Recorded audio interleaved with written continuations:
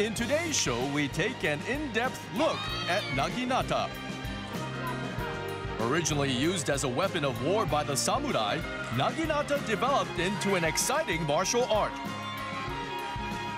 We reveal the spirit of Naginata and how it's evolved over the past 1,000 years. Hello everybody, I'm Ayako Kisa and you're watching Sports Japan. So today we have a special version of Focus. We'll be featuring Naginata, Japanese martial arts. And we have Alex Bennett to tell us all about Naginata. Hi. Look at you, you look great in your martial art gear. Good to see you again. What's it like when you put on this? It's actually not as heavy as you think once you put it on. It actually feels quite natural, actually. I'm already get up for battle. That's how I sort of feel. All right. So you're from New Zealand. Yep. You came to Japan 25? Round about that, yeah. It's quite Years a long time. ago. And ever since I first came to Japan, I started doing the martial arts, mainly Kendo, but also Naginata. I started about when I was 19, so it's 20-something years now. Wow. So you are a Kendo 7th Dan and a Naginata 5th Dan, right? That's right. And, oh, here we go. This is from you? the talk. The video? This was in Kyoto recently, a national tournament of Kendo people. And this is the World Championships that were held in Japan a couple of years ago in Hyogo. Oh, there we go. That was a good day for me, actually. I got second in the World Championships. Wow. So Wonderful result. quite successful.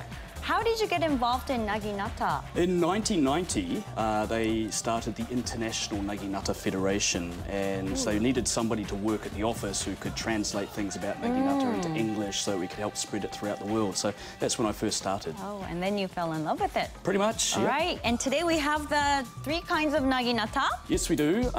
This is a replica of a real one. As you can see, it's quite a nasty-looking weapon, isn't it? It's like it's a weapon. Very thick shaft. The blade, as you can see, is very much similar to a Japanese katana or a Japanese sword. Sharp. So it's sharp on one side only, right? And it's got a very sharp point, and this is the cutting edge. The blade is wedged into the shaft and secured there. And at the other end, what do we see there? we have what is called an ishizuki, or literally sort of a stone thruster.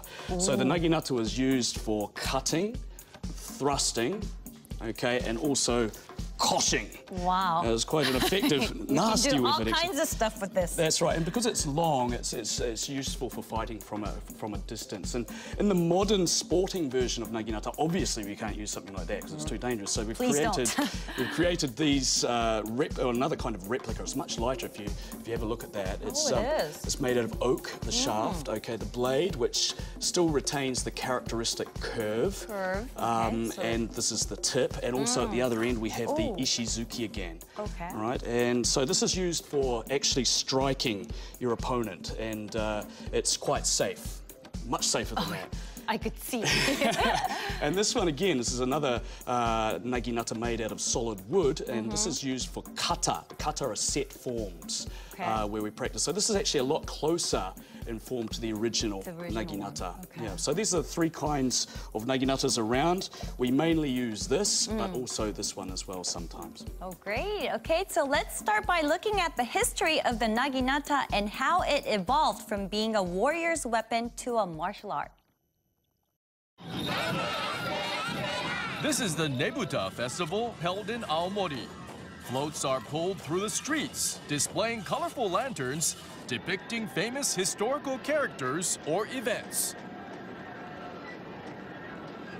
One of the illuminated figures holds a special fascination for many visitors.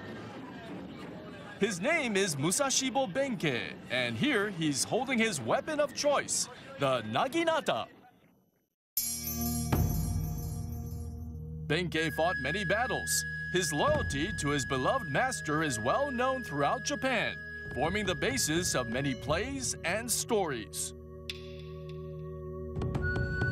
In Benkei's day, more than 800 years ago, the Naginata was very much a deadly weapon of war. One obvious advantage is its length of over 2 meters.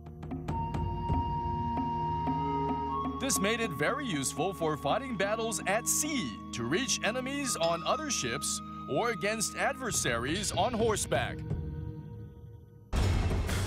As time passed, however, with the development of the spear and then firearms, one-on-one combat was replaced by wider infantry tactics. This led to the fall of the Naginata as a practical military weapon. In times of peace, usage of the Naginata was revived as a martial art for women from samurai families.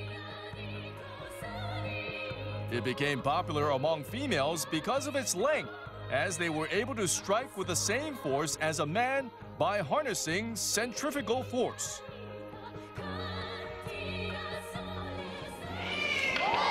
In time, Naginata evolved into a martial art with an emphasis on mental and spiritual development as well as technique.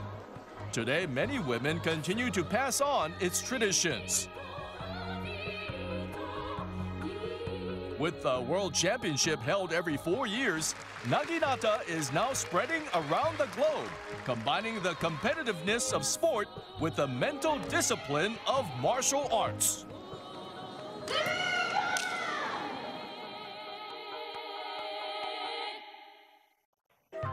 That was surprising how women are into That's right, as we just saw in the video. It's traditionally a women's martial art.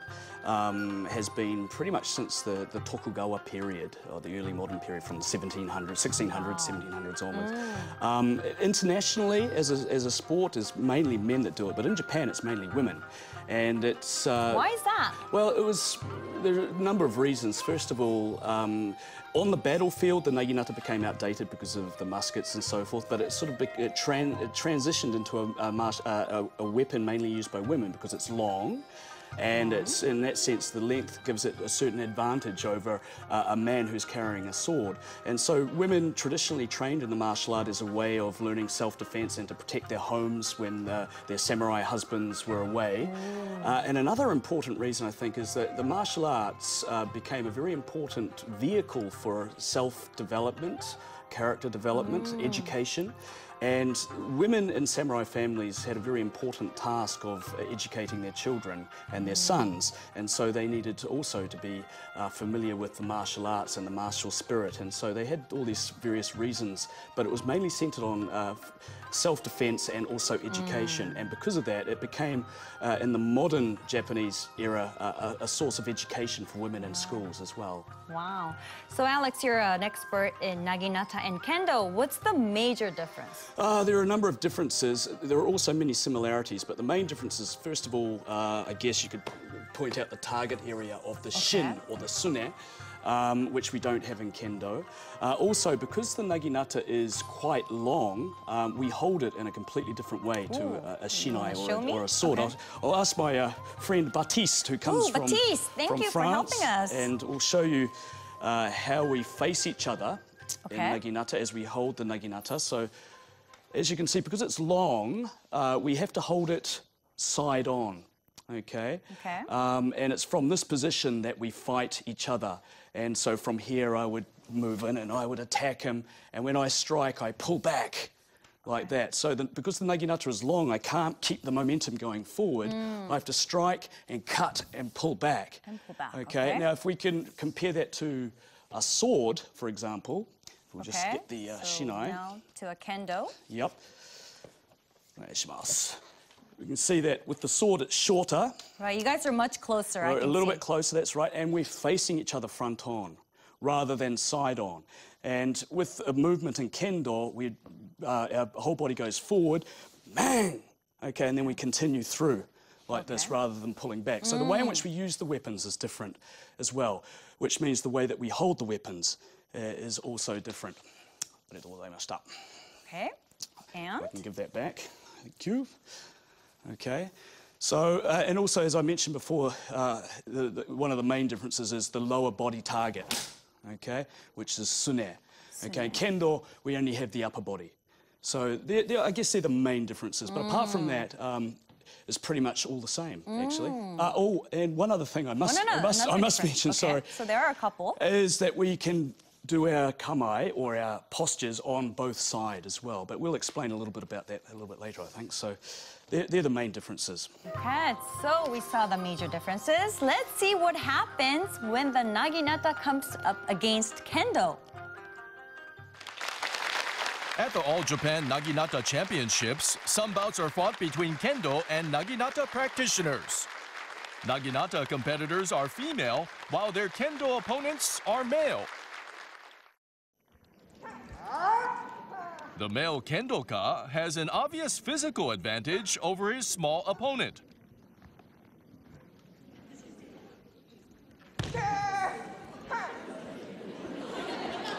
The Naginata's long reach, however, makes it very hard for the Kendoka to form an effective defense.